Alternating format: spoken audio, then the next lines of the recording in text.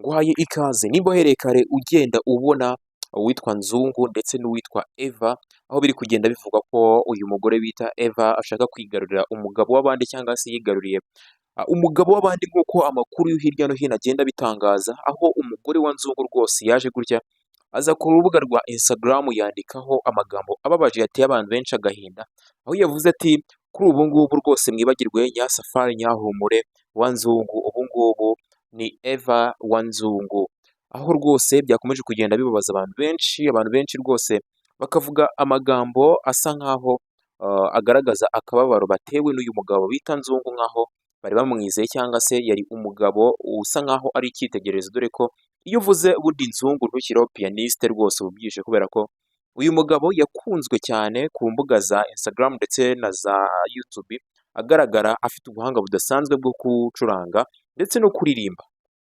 Rero uyu Nzungu aho biri kugenda bivuga ko rwose ubu ngubu yamaze gucudika n'uwitwa Eva. Ese uyu Eva we ni muntu ki? Byose ngiye kubikubwira, nkubwire operasiyo yose ukuntu igiye ihagaze ndetse n'ukuntu ibintu bigiye bimeze ku muntu utarabashije kuba yabyumva. So ni ukuvuga ngo uyu Eva bundi ni umukobwa cyangwa se ni umugore, ntabwo ari umukobwa, kuko navuga ko yari yaramaze gushakana n'uwo witwa John. So uyu mugore rero yamenyekanye ku rubuga rwa TikTok, akamenyekana mu bintu byo entertaininga abantu, akora za prank zigiye zitandukanye. Ku rubuga rwa TikTok niho hantu mwamukundiye, amaze igihe kitari gitoya akora bino biganiro byo kuri TikTok, yaza kumenyana n'uyu bita John, barakundana ndetse bakorana ubukwe. Rero kubera ko uyu bita John yari afite n'ubundi visa yo kuba hariya muri Amerika, yari afite visa, uyu bita Eva baje guhita bagira gutya bamujyana muri Amerika. Ariko kujya muri Amerika nk'uko bigaragara, uyu mugore na mbere hose yari afite tagiti kuri uyu nguyu bita John, nk'uko bigaragara cyangwa se nk'uko twabashije kugenda tubyumva hirya no hino, yari afite tagiti idasanzwe ku witwa John, dore ko mbere y'uko n'ubundi bakundana byasaga nk'aho yijishaga cyangwa se yiyorobekaga, ariko kugaragaza akageso ke cyangwa se uko yari ateye bya nyabyo, kugira ngo azabashe kuba yabana n'uyu bita John ndetse nawe abashe kuba yahabwa visa hariya muri Amerika. Rero n'ubundi nimba ari byo cyangwa se nimba yarabikoze ariko nta kindi agamije, n'ubundi byaje kurangira abaye muri Leta Zunze Ubumwe za Amerika nk'uko yabyifuzaga. Rero uyu bita Nzungu, uribaza ngo baje gucudika gute cyangwa se bahuye bate? Nibyo byose ngiye kuba nkubwira. So ngira ngo mu minsi ishize nibwo mwagiye mwumva igisa nk'igihuha kivuga ko uyu bita Eva yamaze gutandukana na John. Tubanza kugira ngo ni ibihuha, abantu nubwo babitinzeho cyane, bagize ngo ni za prank zabo n'ubundi bari basanzwe bikinira. So ariko ikigaragara cyo amakuru yariyo ndetse yari aya nyayo, baratandukanye bya nyabyo, bitewe n'uko nk'uko uyu bita John agenda abitangaza hirya no hino, avuga ko rwose uko yamwigaragarizaga atari ko yari ateye, kubera ko afite akageso kadasanzwe. Ku bantu bubatse nyine ubwo mwahita mubyumva, yari afite akageso kadasanzwe ko gushurashura hirya no hino. Noneho John yanze kubyihanganira, bityo rero ahita amwirukana.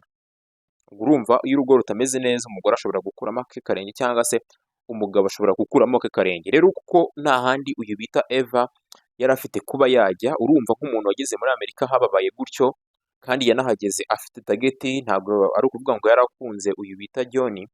So rero yagize gutya ahita ashaka ahandi hantu ajya kuba. Rero nta handi hantu yari kujya kuba, kubera ko yari afite abantu b'inshuti ze kandi ba hafi bari bamenyeranye. Yagize gutya yifashisha uwitwa Nzungu, amusaba ko yamucumbikira. Ngira ngo ibi bintu byaravuzwe cyane, amusaba ko yamucumbikira, ariko nta wundi mutima mubi, dore ko gucumbikira umuntu si ikintu kibi, ariko mujye mugira amakenga. Nimba ari umugabo acumbikiye umugore, ese bundi amucumbikiye nkande? So rero uyu mugore Nyasafari Nyahumure, umugore wa Nzungu, nawe nyine yarabyakiriye, yumva ko ari ugufasha umuvandimwe w'umunyarwanda. Ariko hashize igihe nyine kitari gitoya, akomeza kubaho ngaho, yaje kugira gutya baracudika n'umugabo we.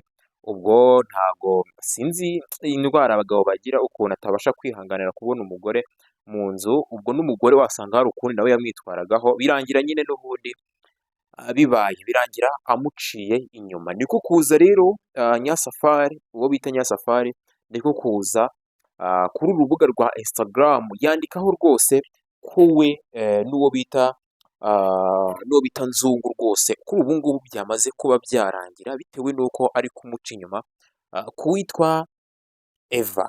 Ngira ngo muri kumva imvo n'imvano yo kugira ngo biriya bintu bisakuze. Ubwo umugore kwihangana byaramunaniye, aza kuri izi mbuga avuga uko ibintu byose bigiye bimeze kugira ngo wenda n'isi nawe imwote nk'uko nawe n'ubundi bisa nk'aho bari kumubangamira. So aza rero ku rubuga rwa Instagram ku munsi w'ejo nimba atari ejo bundi, araza aravuga uti mwibagirwe njyewe rwose, mwibagirwe njyewe na Nzungu, naho ubundi umuntu uhari ni Eva wa John, naho ibindi byose nibo bimbaze.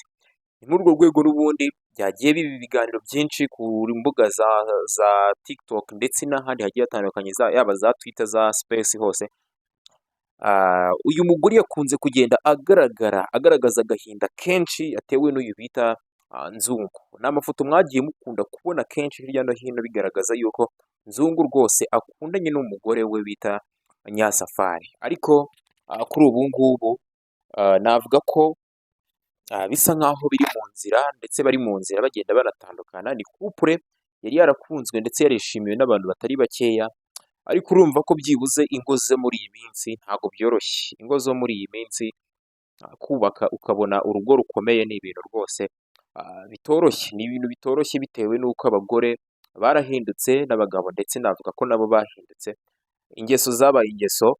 Sinzi impamvu umuntu ajya gushaka umugore cyangwa se umugore ajya gushaka umugabo amukurikiyeho ibintu, kuko n'ubundi nkeka ko niyo wabibona nta mutuzo na muke uzigera ubigiriramo bitewe n'uko uzaba uzi ko hari umuntu runaka wabangamiye cyangwa se hari umuntu runaka ubikesha ibyo bintu kandi ukaba waramusize nabi. So ngira ngo mwagiye munabyumva cyane ko uyu mugabo nawe nyine wa Eva nawe yakomeje kugenda avuga ibindi bintu byinshi byo nta nubwo nshaka kwirirwa mbigarukamo, avuga ibintu byinshi hirya no hino ko uyu Eva rwose atari umugore nyine ukwiriye urugo nk'uko uyu mugabo yabivugaga, bitewe n'uko nyine ako kageso yari afite akageso gateye ubwoba. So ngayo nguko ndakeka ubashije kuba wasobanukirwa kandi byinshi ubashije kumva.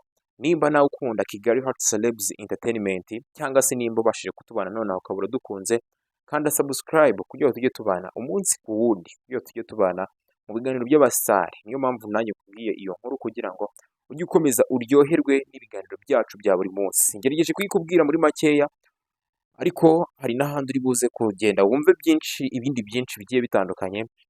Nagira ngo ntakurambira. Murakoze cyane rero, mugire ibihe byiza. Amakuru y'abasitari yo nakagaruka.